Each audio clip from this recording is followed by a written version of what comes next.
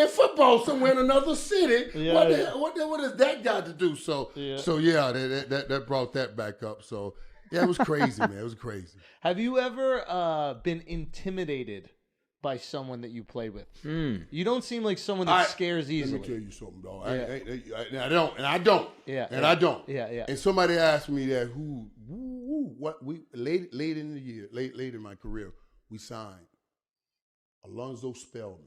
I remember him. Yeah. Bipolar. And this is when Alonzo had some issues. We didn't know that, yeah. And we watched him have some issues, and they played out on TV, and God bless him and everything, man. But when we brought him in the locker room, and I saw him, he was, Alonzo Spellman like 6'8", man. I mean, muscles everywhere. I mean, oof. And dude, I was like, boy, that's the only dude I ever looked at and said, Because that's the only dude that I can say I was truly intimidated with. I walked around real carefully. All right, big fella?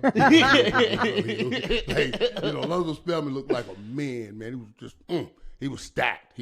But just probably him. But generally speaking, like when you're playing against any other team, were there any players that maybe you weren't intimidated by, but like you really respected and you didn't, push them in a certain way?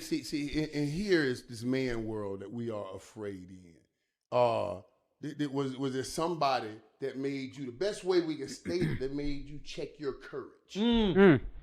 Yes, absolutely. Okay. There was somebody that makes you, and I always tell people when I'm explaining, they say, well, Michael, you were fearless. Stop saying that. Yeah, right. Yeah. Are you joking? No, I'm not fearless. Courage does not say fear did not exist. Courage said that fear exists, that you had ability to overcome your fear and go forward, which is it's a great attribute to have. Yeah. But fear is real. We're playing, I said, man, we're playing dudes like, I'm playing running lot. Yeah. Like running lot. And people think, you go, I run across the middle. Yes, I'm afraid. That dude right there cut his own damn finger off to get back in the game to hit somebody. Yeah. You hear his finger hit somebody. They say, you can't go back in. Why can't I play? Well, your finger is hanging off. Well, the only way you play, we cut it off. Well, cut it off then. Wow. How his own finger just come back and hit somebody? Why wouldn't I be scared to go in? He's crazy. You know what I'm saying? That's crazy. Of course I'm scared. Oh, my God. I'll help people because courage says fear does exist. Yeah. How do you overcome that fear? You got to put that great fear up against a greater fear. Mm-hmm. A greater fear. So every time Troy called 262, that means double slant. I'm running a slant route. And then you break the huddle, and everybody's saying, watch Mike on the slant. They know you're running the route, right? They know you're running. But I would line up. I said, damn, I'm run this route. As soon as I got in the stands, little Michael started talking to Big Michael. Because Big Michael was scared.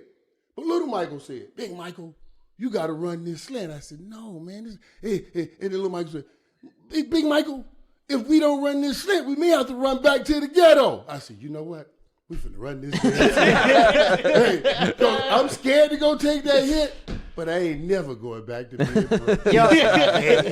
I'm going to run this slant. I put it up against a greater fear. I want to ask you about that because I've heard you say that. You can't go back to the ghetto. How do you stay hungry after you made tens of millions of dollars? You got 2 Super Bowls.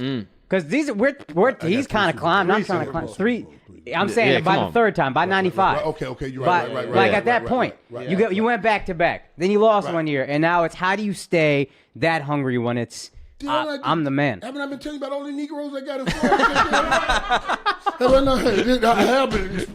Did I miss that explanation? You got tenants, bro. All these Negroes are sitting back there. So I can't go back to the ghetto. My brother can't go back to the ghetto. I'm going to be fine. I'm going to tell you something too, man. I always say this. You see Jerry Jones, Bill Gates, Jeff Bezos. People ask me all the time, Michael, because I leave my house Wednesday to go do the Thursday night game. I leave Thursday night game, go all the way to L.A. to do shows Saturday and Sunday in L.A. I leave L.A. Sunday, fly out here to do shows Monday and Tuesday out here. Then I go back home on Tuesday night and start all back over on Wednesday evening. And they said, why are you working so hard? I said, because there's no bitches anymore. You got to do something to fill the time. That's true too now. That's true too. 'Cause when they say idle minds becomes the devil. Keep them busy.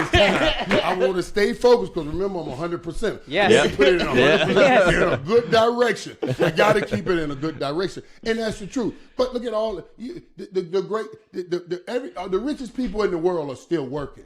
You know what I mean? The Bezos, they're still working. They're still working. What the hell are you talking about? Stop working. First of all, it's not just about the money. It's about your mental health. I gotta get up and go try to be the best at something every day. It's just a part of it, man. If you don't do that, you're killing yourself. You transferred the passion.